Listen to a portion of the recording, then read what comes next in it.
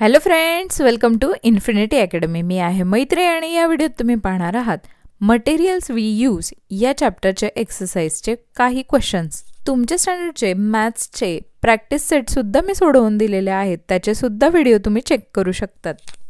Description बॉक्समध्ये तुम्हाला मी त्याच्या लिंक्स दिलेल्या आहेत. या व्हिडिओमध्ये आपण क्वेश्चन नंबर 1 आणि 2 पाहणार आहोत. चला तर मग सुरुवात करूया. फर्स्ट क्वेश्चन बघा आपल्याला काय दिलाय. Fill appropriate terms in the blanks. जे काही ब्लँक्स दिलेले आहेत त्याच्यात ॲप्रोप्रिएट म्हणजे आपल्याला करेक्ट जे आन्सर आहे ते भरायचे. फर्स्ट स्टेटमेंट बघा.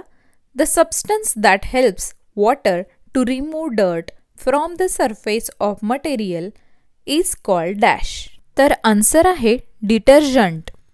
असा पदार्थ जो पाण्याला मदत करतो. जी काही घाण झालेली असेल ती काढण्यासाठी, डर्ट काढण्यासाठी पाण्याला मदत करणारा पदार्थ कोणता, तर तो आहे डिटर्जंट.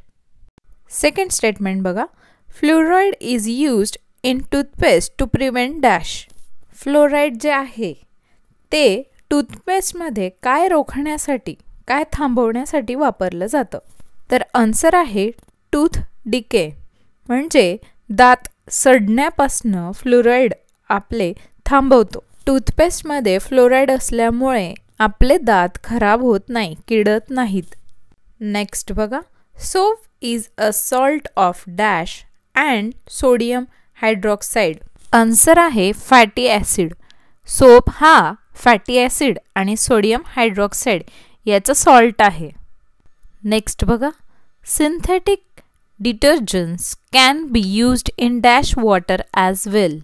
आन्सर आहे हार्ड. सिंथेटिक डिटर्जंट्स जे आहेत ते हार्ड वॉटरमध्ये म्हणजे बोरवेलचं पाणी असतं किंवा विहिरीचं पाणी असतं ज्यात खूप क्षार असतात त्याच्यात सुद्धा आपण वापरू शकतो. नेक्स्ट बघा. सेकंड क्वेश्चन आपल्याला काय विचारलं आहे. Write answers to the following question. खाली जे प्रश्न विचारलेत त्यांची आपल्याला उत्तरं द्यायची आहेत. त्यातला एक क्वेश्चन बघा. How does the use of a detergent help to clean soiled clothes. जर आपण डिटर्जंटचा वापर केला तर मळकट कपडे कसे स्वच्छ होतात हे आपल्याला विचारलंय. आन्सरचा फर्स्ट पॉईंट बघा. A detergent molecule has 2 different ends. बघा आपण मागच्या लेसनमध्ये शिकलो की मॉलिक्युल्स काय असतात. मग तसंच डिटर्जंटचा मॉलिक्यूल जो आहे त्याला 2 एंड असतात. तुम्ही ते डायग्राममध्ये बघू शकतात की कशा प्रकारे मॉलिक्यूलला 2 एंड असतात. सेकंड पॉईंट बघा. It holds to a water molecule at one end and oil molecule at other end. मग हा जो मॉलिक्यूल आहे तो एका एंडला, एका बाजूला पाण्याला धरून ठेवतो आणि दुसऱ्या बाजूला ऑइल किंवा डर्ट जे असतं त्याला धरून ठेवत असतो. नेक्स्ट पॉईंट लिहा. As a result the molecules of oil mix with the water. मग काय होतं, जे ऑइलचे मॉलिक्युल्स आहेत ते पाण्यासोबत मिक्स होतात. बघा एका साईडच्या मॉलिक्युल्सने तर पाणी धरले आणि दुसऱ्या साईडचे मॉलिक्युल्स बघा ब्राऊन कलरचे जे डार्क दिसते तुम्हाला ते डर्ट आहे. तर दुसऱ्या साईडने डर्ट पकडून ठेवतं डिटर्जंटचे मॉलिक्यूल. मग ज्या वेळेला पाण्याचे मॉलिक्यूल पाण्यासोबत बाहेर निघतात त्यावेळेला हे डिटर्जंटचे मॉलिक्यूल डर्टला घेऊन सुद्धा बाहेर निघतात. म्हणून कपडे पाण्यात भिजवून डिटर्जंट टाकलं जातं जेणेकरून पाण्यासोबत ऑइल डर्ट हे डिटर्जंटसोबत निघून जाईल. नेक्स्ट पॉईंट लिहा.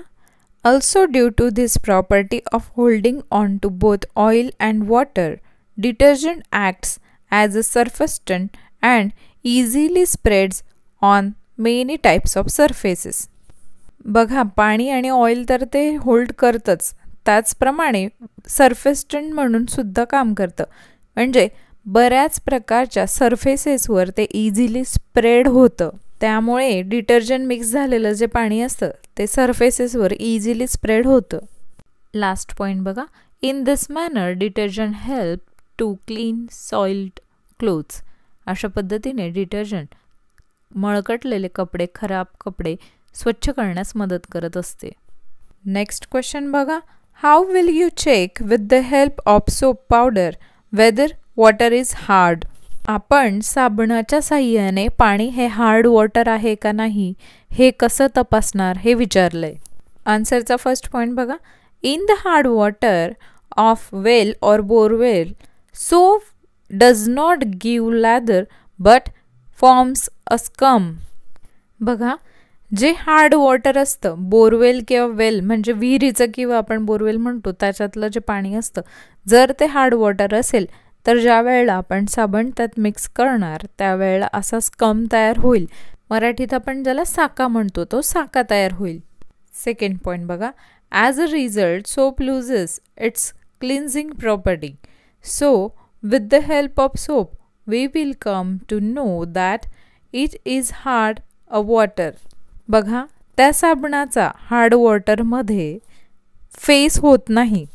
सॉफ्ट वॉटर असेल तर अशा पद्धतीने फेस होतो, पण या पाण्यात काय होतं, फेस होत नाही. त्यामुळे त्याचा जो स्वच्छ करण्याचा गुणधर्म आहे तो नष्ट होतो आणि आपल्याला लक्षात येतं की हे हार्ड वॉटर आहे. नेक्स्ट क्वेश्चन बघा, what are the important ingredients of a toothpaste and what is the function of each. आपल्याला विचारलं आहे की टूथपेस्टमध्ये इम्पॉर्टंट असे कुठले घटक असतात आणि त्यांचं काम काय आहे हे आपल्याला सांगायचं आहे. The principal ingredients of a toothpaste is calcium carbonate and calcium hydrogen phosphate which removes the dirt on teeth and polish the teeth. बघा, टूथपेस्टमध्ये कॅल्शियम कार्बोनेट आणि कॅल्शियम हायड्रोजन फॉस्फेट हे जे आहेत ते महत्त्वाचे घटक आहेत, जे काय काम करतात, डर्ट रिमूव्ह करायचं काम करतात म्हणजे घाण काढायचं काम करतात आणि दातांना पॉलिश करायचं कामसुद्धा करत असतात. सेकंड पॉईंट बघा, a certain proportion of fluoride in the toothpaste prevents tooth decay and essential for strengthening of bones and the animal covering of teeth. बघा, टूथपेस्टमध्ये फ्लोराईडसुद्धा असतं, जे काय काम करतं, जे आपले दात आहेत ते सडू नये म्हणून प्रयत्न करत असतं. त्याचप्रमाणे जे ॲनिमल असतं, दातांचं वरचं जे कवरिंग असतं त्या कवरिंगला आणि दातांचे हाडं म्हणजे जे आपले दात आहेत त्याचे बोन्स स्ट्रेंथ वाढवण्यासाठी फ्लोराईड हे काम करत असतं. नेक्स्ट क्वेश्चन बघा, what are the ingredients of cement. सिमेंटमध्ये कुठले घटक असतात? आन्सर बघा, silica, alumina, lime, magnesia, iron oxide are the ingredients of cement. बघा, सिमेंटमध्ये सिलिका म्हणजे आपण ज्याला वाळू म्हणतो, ॲल्युमिनिया चुना ज्याला आपण लाईम म्हणतो, आयर्न ऑक्साईड, मॅग्नेशिया हे सगळे पदार्थ असतात. नेक्स्ट क्वेश्चन बघा, what will happen if cement is not used in making concrete. Concrete use करत असताना जर आपण त्यात सिमेंट घातलं नाही तर काय होईल? बघा, जिथे बांधकाम चालू असतं तिथे तुम्ही बघितलं असेल कॉन्क्रीट तयार करण्यासाठी वाळू, पाणी, माती हे सगळं मिक्स केलं जातं. मग हे कॉन्क्रीट तयार करत असताना जर आपण त्याच्यात सिमेंट नाही घातलं तर काय होईल हे आपल्याला विचारलं आहे. आन्सरचा फर्स्ट पॉईंट बघा, concrete is made by mixing cement, water, sand and गार्वेल.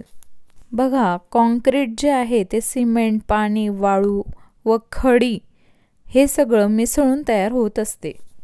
Second point बघा, cement acts as a binding agent. बघा, सिमेंटचं काय काम आहे, तो बाइंडिंग करून ठेवतो.